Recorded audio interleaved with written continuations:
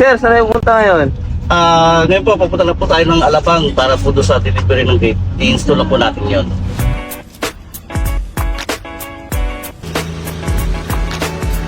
Hello guys, nandito po kami sa Ayala, Alabang. Mag-i-install po kami ng automatic gate. Tara na! Hello mga ka-navigate! For today's video, ipapakita namin ang process kung paano install ang twin fall gate natin. Lang. Pag ginagawa kayo ready, Gagat-gatan yung yung semento para itapak. So ang target nga namin dito guys sa day 1, may kabit yung relays at yung abang na module. Relays ng gate natin ha, hindi ng tren. Ayan, dumating na nga yung service natin. Diyan nakalagay yung frame ng gate tsaka yung mga materials niya. Kaya isa-isa na namin siyang binaba.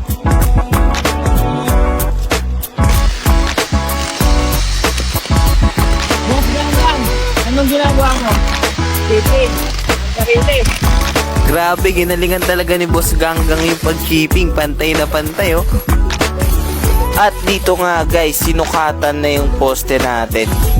After grinder rin, tinibag na rin yan guys dahil dyan dadaan yung wiring ng automatic gate natin. para saan po yung ginagrinder nyo? Para sa ano?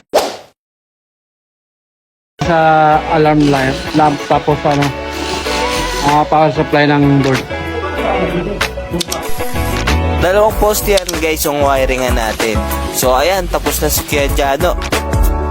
Dito guys, tapos na nga yung relays natin, ikakabit na lang. Dapat sa pagkabit nito, pantay na pantay dahil dito dadaan yung gate. Dapat sukat na sukat to guys dahil pag mali ang sukat nito, pwedeng paling na rin yung gate natin. Kaya nagtulong-tulong na kami para i-perfecto. Natapos namin ng malinis at maayos ang target namin sa day 1. Kita-kits sa dito guys! Hello mga ka-navigate! Day 2 na nga tayo ng ating pag-install ng twin fall gate dito sa Ayala, Alabang. Kaya ayan guys, sinimulan na namin ang pagtayo ng ating gate. Ang target nga ngayon guys ay maitayo ang gate at may automate na ngayong araw. Hinanap na nga ni Boss Ganggang ang bakal ng dalawang poste dahil dyan ikakabit ang pillow block natin. Dito guys, sinisigurado nga namin na yung bakal na gagamitin natin ay quality. Dahil pag manipis ang bakal na nilagay natin, papagpag ang gate at masisira na guys. Sayang, di ba? Dito guys, naitayo na nga nila Boss Rolly ang gate at sinisigurado nila na nakalibel talaga to. Fernan, ano yung kakabit mo? Sir, bearing para sa sarili. Ay ang bearing guys, yung mag-guide sa gate natin para mag-fold. Ika nga ni Boss Reggie, i-triple check para laging quality. Ayan guys, smooth at sukat na siya. After nyan guys, kinabit na nga namin yung arm ng motor natin at ang sensor. Aba, seryoso ata si Boss Reggie ah. Ano kayang ginagawa niya? Boss Reggie, ano yung binubuo mo?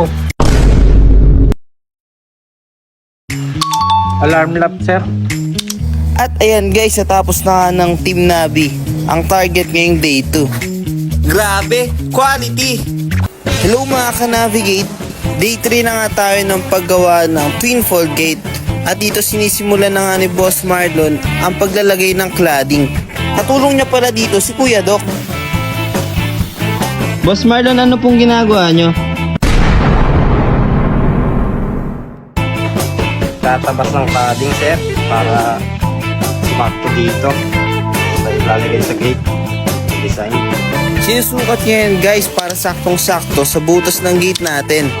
At kung nagtataka kayo guys kung bakit kulay puti yan at may dragon pa kahit hindi naman Chinese New Year, cover yan guys para hindi magasgasan ng ating cladding. Natanggal naman yan guys. Ano pong ginagawa niyo Boss Reggie? Binubuksan, sir, para may tuning natin na maayos yung motor para smooth yung gate natin. After ma-automate nung gate natin, kailangan talagang ito no guys. At ayan guys, sobrang smooth na nga nung gate natin. Ito pala yung kagandahan sa gate na to guys, merong sensor. Kaya hindi ka basta-basta may ipit. Then automatic siya magbubukas pag na-detect ka niya. May tunog din siya guys, kaya ma-aware ka pag bubukas o sasara yung gate. Dagdag siya sa safety features. Kita-kits tayo sa day 4 guys. Kung maka-navigate, day 4 na nga natin sa Ayala Alabang. Ito po, mag-unbox ng automatic na gate. Ayan, tinanggalan na ni Kuya Elmer ng cover. Per turnover na nga to guys yung gate natin. Kaya kina-quality check na natin pati yung sensor guys kung gumagana bago natin i-surrender sa client. Sinisigurado natin na may enjoy ni client ang automatic gate natin. Lalong lalo na pag umuulan guys.